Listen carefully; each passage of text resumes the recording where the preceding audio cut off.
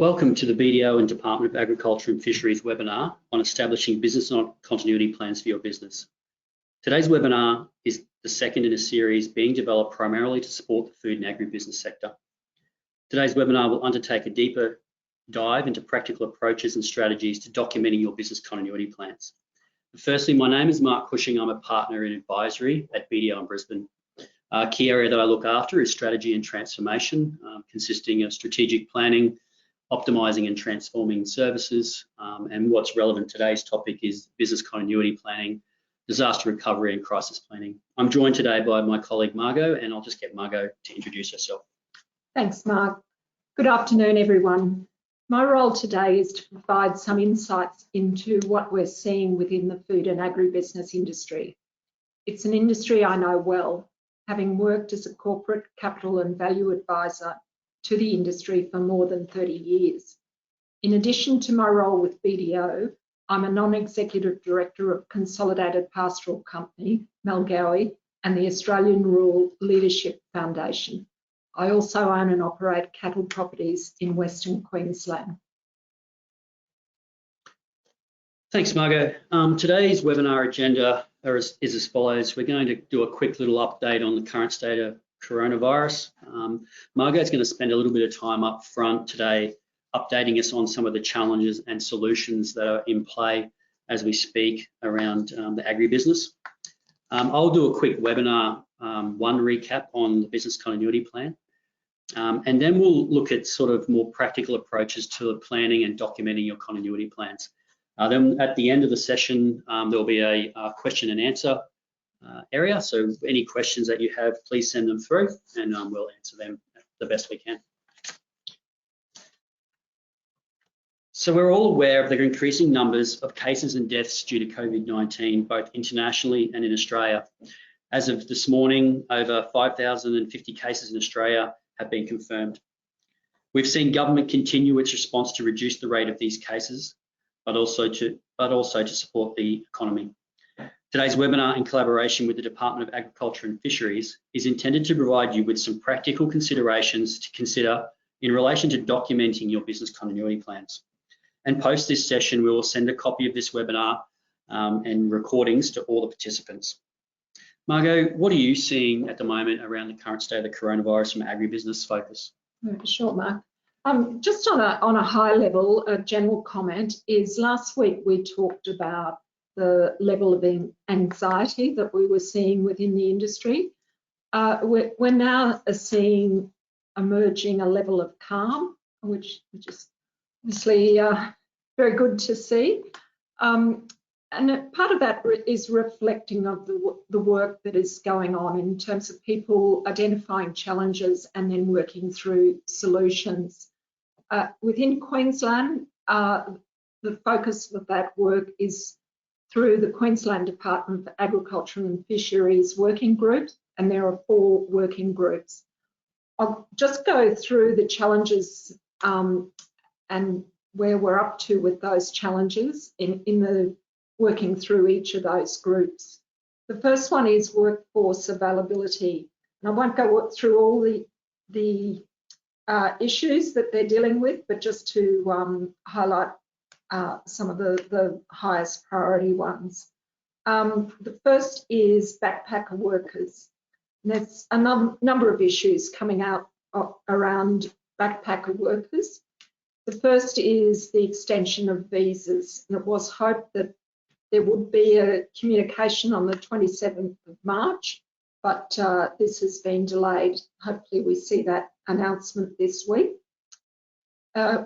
There's a number of issues emerging around suitable accommodation for backpackers in the environment of COVID-19, and also having accommodation available should they need to self-isolate. The other key issue for backpackers workers is emerging in regional areas where these workers have no financial support. And with the closure of the tourism and hospitality sectors, this is creating broader social issues within these regional areas. The The second issue I'd like to talk about in the context of workforce availability is border control. It's very clear who is exempt. I know that the exempt people are those people involved in transport of goods or freight, including food, critical support, including maintenance, repair to critical infrastructure, and that includes consultants and agribusiness. However, a permit is required, and we'll direct you to a website later on in the webinar. The third issue I'd just like to touch on is government support. And the biggest one announced in the last week is the federal government's $1,500 per fortnight JobKeeper wage subsidy, and there's the Queensland government $500 million COVID-19 job support loan scheme. If I turn now to the second working group, which is workplace health and safety. Three key issues there. The first is reducing workforce impact from a positive case. A guideline is being drawn up, and this will be available in the near term. That also has a checklist developed by Safe Food Queensland. In terms of contact definition, it's now well defined, and it's greater than 15 minutes face-to-face or 2 hours sharing a close space, such as a home or an office. There's additional detail concerning whether the space is well ventilated and with partial walls or without walls. And the third key issue for the workplace health and safety group is the protocols around when a worker tests positive. Queensland, when a case is confirmed positive, Queensland Public Health Units will determine the dates during which a person with the infection may have passed infection to others, and will also advise relevant food business of the actions required on a case-by-case basis. So it's not one size fits all.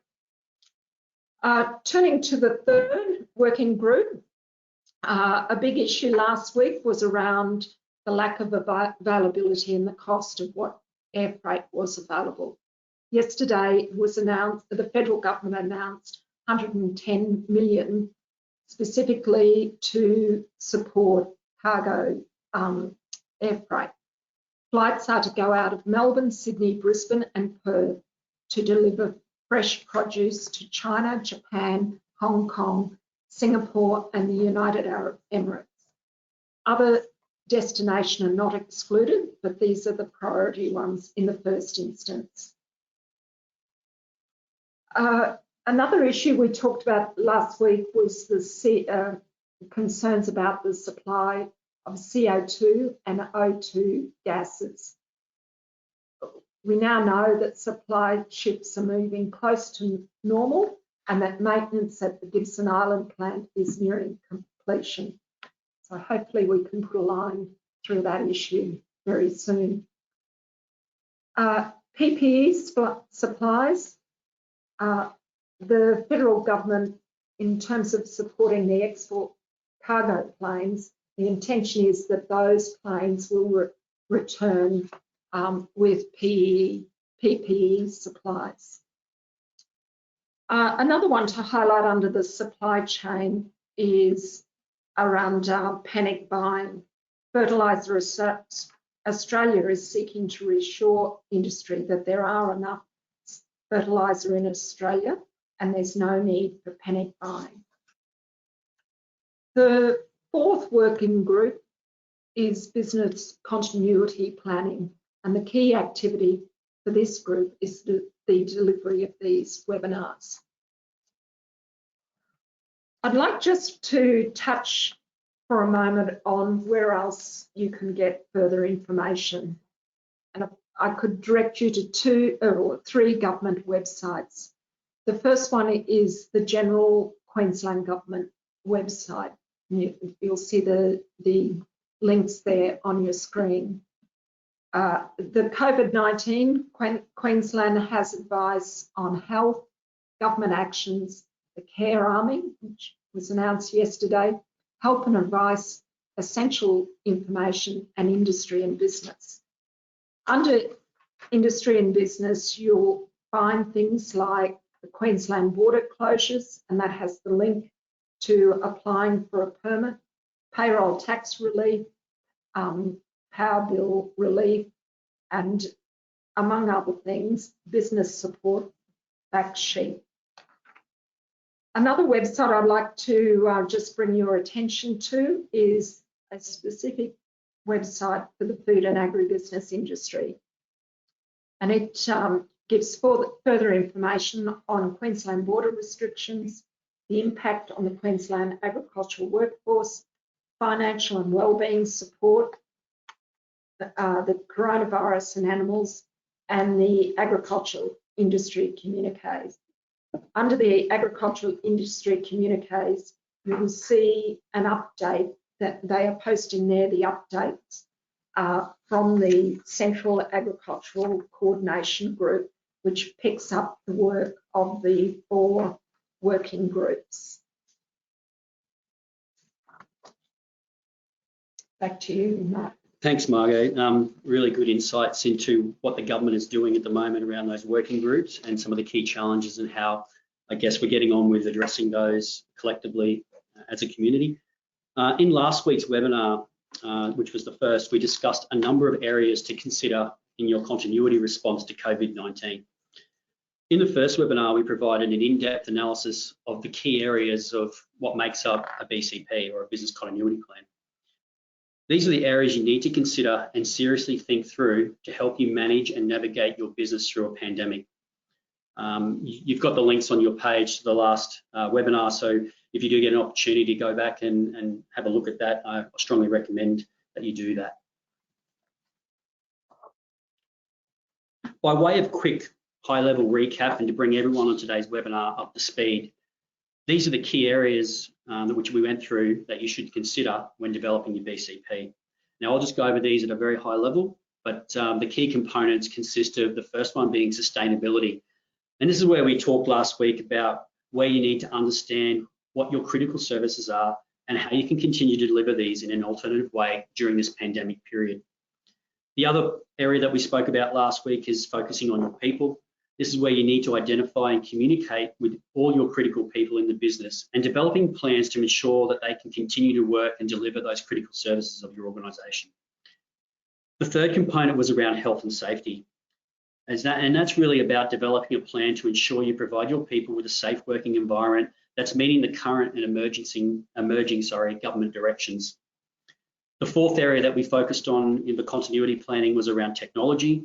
And this is where utilising technology to maintain your communications and your collaboration, looking at your information security challenges and your level of productivity in the workforce during a pandemic period, and where technology can play a role in helping you deliver those services. And lastly, which was the focus of last week's webinar in a little bit more depth, was around supply chain, and Margot's touched on this a little bit earlier. And this is where you need to identify those vulnerabilities and supply chain impacts on your business and alternative ways to ensure you mitigate these risks. However, today's webinar is designed to take you through a more practical approach to business continuity planning in more depth. Firstly, I want to set the context of why we document continuity plans, and then we'll take a deeper dive into specific components of the planning, which hopefully you can take away from today's webinar and start putting into practice in your business. And our plans is to also provide you with some of these templates in a Word document form that you can actually take and use in your business at a later date. I want to acknowledge that we have a wide range of attendees on today's webinar, from large organisations to small organisations. And so business continuity plan is a component of managing any business risk. So in normal situations, it's developed proactively to avoid and mitigate these risks when and if they occur and they interrupt your business. Traditionally, for events like natural disasters and floods, cyclones and bushfires, which we've recently endured as well, organisations can pretty much rebound pretty quickly from these. But obviously the key difference that we're currently facing in relation to pandemic like COVID-19 is that it's a much longer time for you to manage your business through. Your business continuity plan needs to be the following. It needs to be fit for your organisational size. A plan for a large organisation is going to be significantly more complex than that of a smaller organisation that does less activities or business or provides different business services. The other area is it needs to be fit for purpose. So it isn't one size fits all. A BCP needs to be suitable to your organisation. Again, if you're a sole trader, the level of detail in your continuity plan will be different to those of other organisations who have many employees and provide many services. And the other thing which we spoke about in the previous webinar last week is focus on those critical processes. It would be possible to put a continuity plan around every process performed in your organisation, but it's just not practical. We suggest that you focus on only those critical processes initially that will keep your business operating. You don't want to be wasting any time or effort on less critical areas of your business while you're trying to manage the business through this pandemic period. A BC plan will also provide you some additional benefits. The key benefit is it's going to align your team. By having a documented and known approach, it can act as a strategy to guide activity. It then becomes a critical communication and change tool in your organisation. Everyone in your organisation will be on the same page in relation to the things they need to be focused on when managing your way through this pandemic period. We'll also talk today about providing a consistent way of logging important information, enabling you to evaluate your continuity response, identify those key actions that you need to take, and seize opportunities as they arise, like support from government packages that Margot has been speaking about previously. So business continuity planning is usually something that should be considered by organisations as part of any ongoing business operation. And as I mentioned previously, typical considerations for events like cyclones, floods, fires, and normally would also include pandemics as a potential event for good measure. However, we're now living through this COVID-19 pandemic, and unlike traditional business interruptions such as a fire or a flood, we're seeing COVID-19 response needing to be a more prolonged and constantly considered event. Your business continuity plan through this period should be a living document and reviewed regularly across critical elements of your business, because things are changing daily and your plans need to be agile enough to respond to these changes. New packages from federal and state governments to support businesses, employees and the community, all of these should be considered as opportunities which may alter some of your continuity plans that you have in place. Normally a BCP will be developed, implemented, tested and improved over time. Sound business operations would see that BCPs are considered annually and refined and improved over time as your business improves and changes over time. However, in this current situation with COVID-19, we are now seeing organisations looping through this process frequently, hourly, daily, weekly, in relation to developing up business responses to this changing circumstances. For example, the impact of border closures on your supply chain. 2 weeks ago, that may not have been a consideration in your business continuity plan, but I'm pretty sure that all of you are dealing with that in some way, shape or form right now.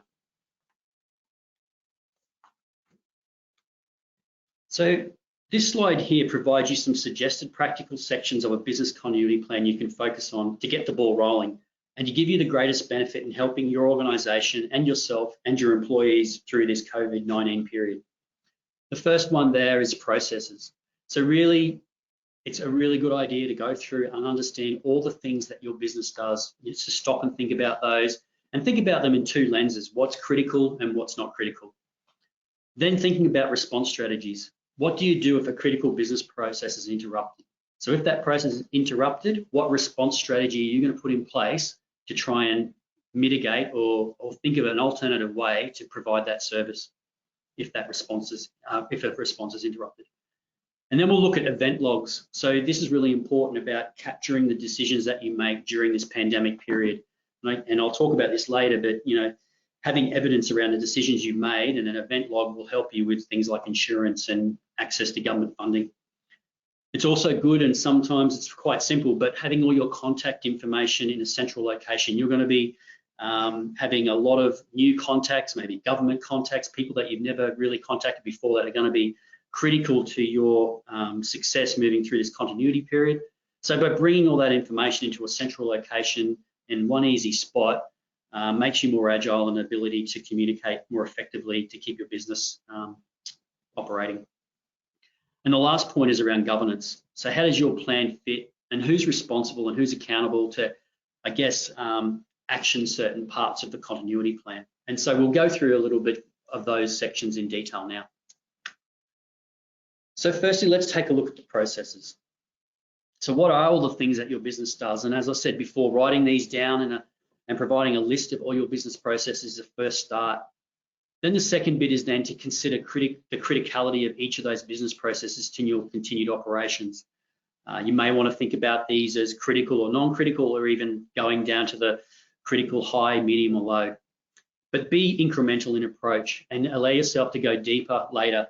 Usually the top ahead stuff that's critical to your organization is probably, you know, the 80-20 rule, and you're pretty much going to be on track. And this process that we're going to take you through today will allow you to go into further detail down the track if you feel the need to. So here's a sample, here's a simple example of that process. So for the process example, you can see what we have practically done here is captured the name of a process. Then we've considered each process from a responsibility perspective. So who in the business is responsible? For example, staff management as an example. Then from a criticality perspective, using a simple scale, go through and think about what you think this is. So do you think that particular process is critical? Do you think it's high, medium, or low? If we stay on staff management for a second, processes in this example is being considered as a critical process. So we also acknowledge there will be a number of, or a bunch of other processes that will fall out of staff management. So staff management at its own level doesn't exist as one process. It may include things like monitoring employee health or staff recruitment or living arrangements. So there's sub-processes within particular staff management, and then within those sub-processes, they will have different levels of criticality. As an example, we've started to split out this further in the fourth process around maintenance. You'll see we've expanded this out into two more sub-processes around premise maintenance and machinery maintenance, and looked at these as critical components and who is responsible for those particular processes. You can see from this example, we've considered premises maintenance to be of low criticality to the business continuity of your business, and would not be putting a continuity plan in place for that business process. I'd like to stress that this process is iterative. You won't get it 100% complete on your first attempt, but at least if you start capturing them at a high level, as I said previously, that will get the ball rolling.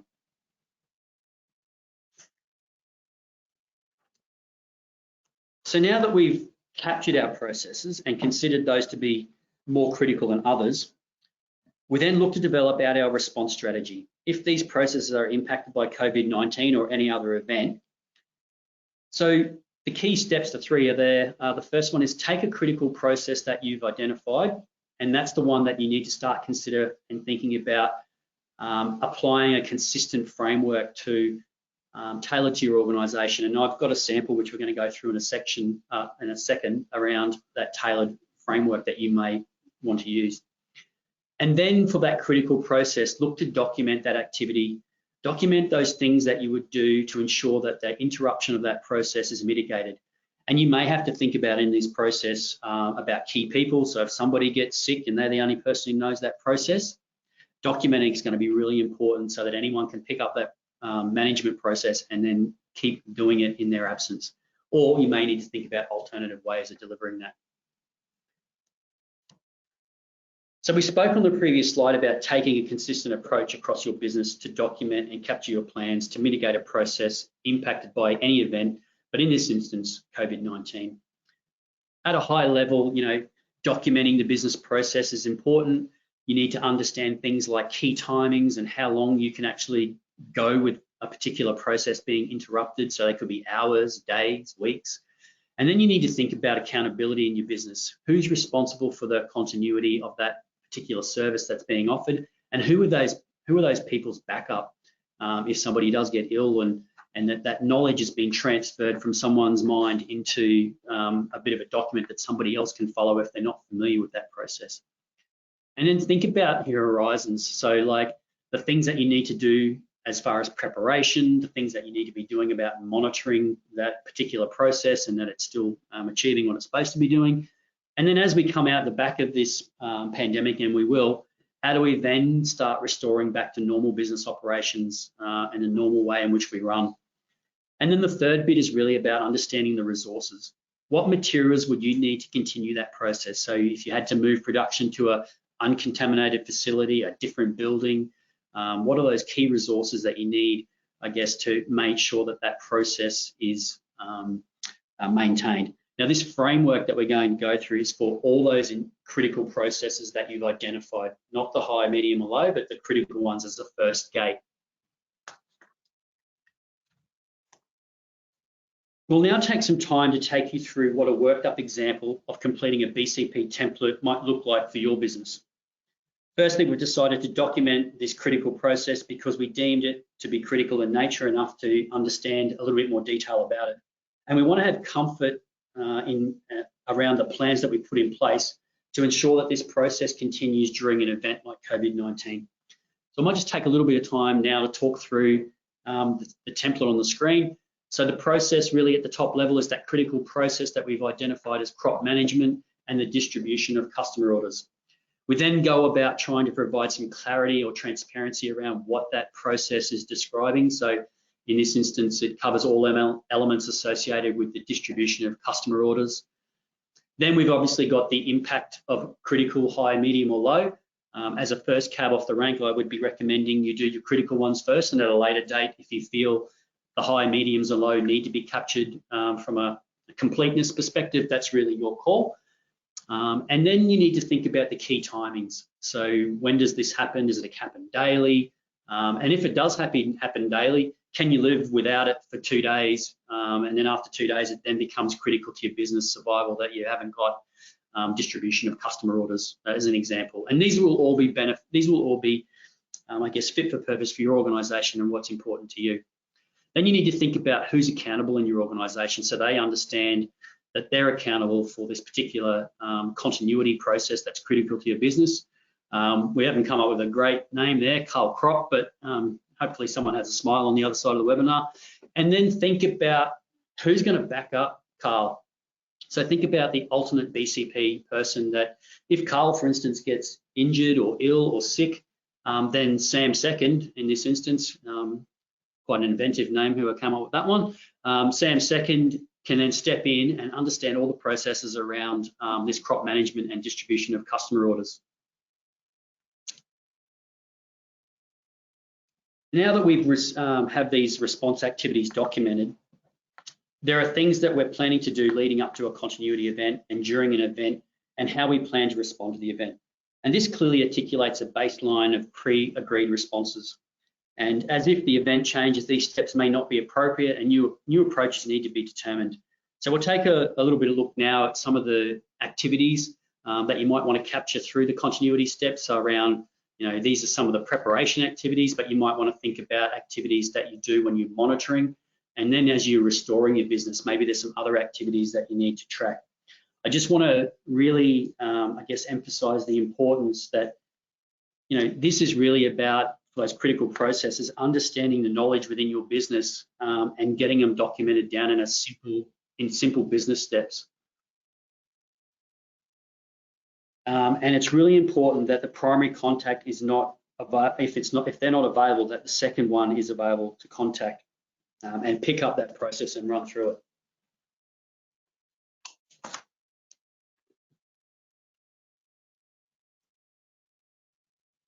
We're going in the wrong direction now. The final part of the BC template framework identifies any key resources required to ensure the continuity of the processes are achieved.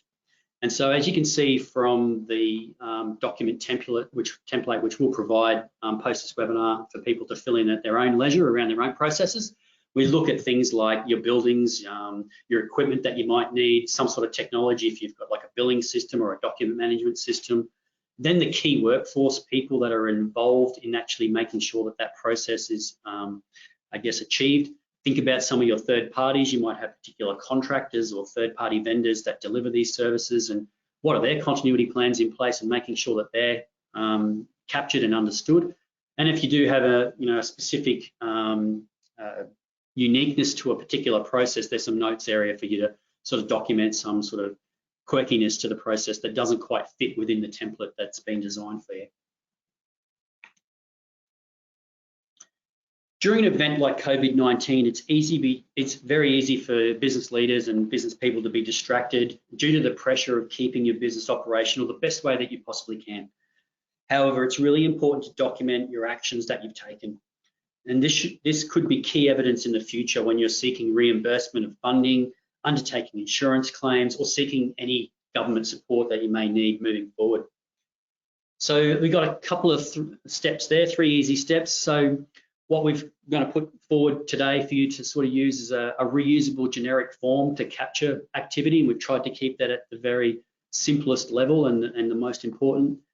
Then what's really important then is to actually complete that form per event. So the previous business continuity event, for example, things that happen within that, complete this event log for that event.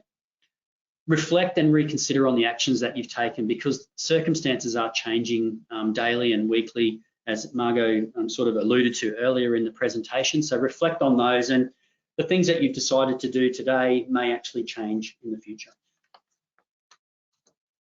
So here's an example of how we can easily record some critical actions or decisions through an event. So continuing on from our example of crop management, here's an example of an event log related to that process. So some of the key areas around, this particular action that was taken at a time of day, and then who took that action. And then you can see how it easily follows through.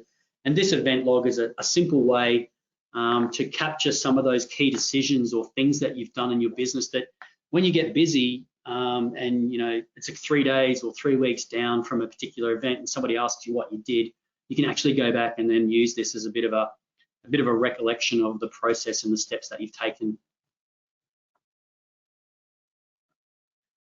Developing a central repository for fast, easy access to contact information will help you be more agile and responsive during an event like COVID-19. Having in one central location, identifying those key stakeholders, your suppliers, staff, maybe government contacts now that you're getting stimulus packages and other things, that having that in one central location and easy accessible for you and other parts of the business is going to be really important. So the other thing is then to locate that centrally and make sure it's updated frequently. There's no use putting a contact information if you're learning about new contacts and having new people. It needs to be updated frequently so all that information is there at your fingertips when you need it. And then the third one is making sure that it's easy accessible and in the event of any significant interruption, so that you're not stressing about, I have to go to the office and look through a filing cabinet to try and find something. It's actually there right at your fingertips when you need it. Here's a worked up example of our key contact information. I'd like to re-emphasize the importance of this being updated frequently. For example, if you or any part of your team cannot access the premises, as I spoke about before, this information that may potentially be located in other people's heads or in cabinets or known by others, if it's not known by all of them or all of your team, then it's going to make it hard for you to communicate with some of the key people. And I guess the fourth one on that list is probably pretty important too, to keep in contact with that guy. Having transparency across the business on who is responsible for business continuity components provides you and your employees clarity on how you want to manage the business through an event like COVID-19. So you can see there, we've got a couple of little dot points around understanding the approval and the history of your particular documentation. So you can think about those, that template that I just took you through around that continuity event. If that changes in a week's time, if someone's running through an old continuity example, they might be led down the garden path or in the wrong direction. The purpose and the objective is clearly understood and how it fits into those other risk processes that you've got in your business. Understanding regulatory and industry requirements and documenting them so that they're clear for others that may pick up continuity documentation. We're already seeing laws changing around social distancing and other elements around, being able to go to the beach or wherever. And so significant fines and sort of things are in place for those sorts of measures. Understanding those and documenting so people are clear and they can avoid that is important. Definitions is really important, being clear on what terms mean to avoid confusion within a continuity document. When people read these things, they may think of a term in a different way to you, so having clarity around what those definition of terms are is important as well. And plan your logistics. So think about where this documentation will be stored, who has to have access to it, when are you going to test it, when are you going to review it, is it still current, and who can enact the plan, and understanding all those roles and responsibilities is really important. Just finally, before we move into the question and answer part of the webinar, you may want to consider forming a COVID-19 team within your organisation. And the goal of this is really to consider business continuity and explore new ideas and ways in which that the business can keep operating, and that this team get together and come up with innovative ways to think about challenges that your businesses may be faced with. The other one's iterate. So you're not going to be able to capture everything the first time, so don't stress about it. You're never going to get it 100% right. Some things will work, some things won't work. The whole idea of this is to capture those ideas and get people to action them and come back and think about it and go, what worked well, what didn't work well, what do we need to do differently? And have it as a living, breathing document that you use on a daily basis. So that now brings us to the question and answer component of the webinar. And during the course of the webinar, we have got some questions that have come through. The first one is from Jocelyn from Queensland. We've just been informed that we have no markets to sell our seafood to, our restaurants, and overseas demands have ceased. What help is out there for fishermen who have product to catch but no markets to sell? Margot? Jocelyn, yesterday, as I've said already, there was some wonderful news from the federal government in it announcing 110 million to support charter flight. This will obviously benefit the seafood in particular, and I hope very much that you, as part of that industry, are able to benefit. Thanks, Margot. There's another question here. This one's from James from Queensland. Will sole traders who work off farm get any assistance, or will the conditions exclude the small sole trader as the system usually does? James, the sole traders have been included in various assistance measures. For details, I suggest you go to the website that have been provided during the webinar. Yep. Another question's come through from Andrea from Queensland. Andrea said, we sell a lot of beef to feedlots and have been told that they are holding off to see how demand goes. They aren't buying at the moment. Any ideas or news why or if this is correct? Are they overstocked at the moment? Andrea, I have it on good authority that it's business at this point in time, at least, it's business as usual at feedlots. Feedlots are definitely still buying cattle. Understand prices at Roma sale yards this week were 3.90 cents per kilogram for feeder steers, and feedlots are at this point in time at under capacity rather than over capacity. This relates more to the availability of cattle with the rain rather than a reflection of any changes in meat demand. Thanks, Margot. Another question's come through. This one's from Anne, who's also from Queensland. Anne said, has put a statement in the rules for adjustment properties. Agistees and agisters, sorry. We're not sure of the question, Anne. So please feel free to make contact with the Department of Agriculture and Fisheries for further assistance. Terry from Queensland also wants to know what support is available for farmers with employees. Terry, there are a number of support measures available if you can demonstrate that COVID-19 has had a negative impact on your business. Once again, I suggest you go to the websites that we've provided during this webinar. We've got another one. This one's from Victoria, from Rob. How would we handle packing shed facilities if there was a positive case within the shed? Rob, you've been in Victoria. The you're under a different health department, so it may be handled differently to how it's being handled in Queensland. But in Queensland, as I've already said, it's going to be handled, at least at this stage, on a case-by-case basis. Another question has come through from Joseph from Queensland. What is your take on the use of unmanned aerial vehicles and the use of live streaming of video to bring farm advisors to the farm during the border closures? Well, Joseph, our view would be using technology in any form to reduce personal contact during this event is a good thing. Margot, we've got one last question for you. This one's from Leanne. Are staffing resources going to be allocated so that we can get a quick turnaround time on the decisions by Queensland Health regarding who needs to be excluded in the event of a positive case? Perishable products need to be harvested daily. I understand your concerns, Leanne. As I've said, in the event of a positive case, they're going to be handled by Queensland Health on a case-by-case basis.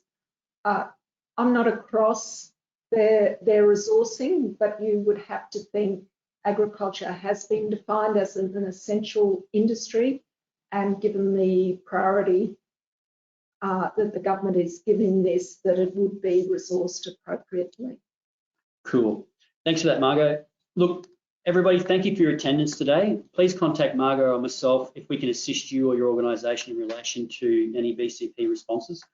BDO will provide a copy of this webinar shortly, and we'll add it to our BDO webpage in the coming days. Additional webinars are being planned over the coming weeks. These will be tailored to themes and issues as they arise. Your feedback is important, so if you have any feedback on the information that you would like us to talk about in the future, please get in contact. But on behalf of the Department of Agriculture and Fisheries and BDO, we thank you for your time in attendance today at the webinar.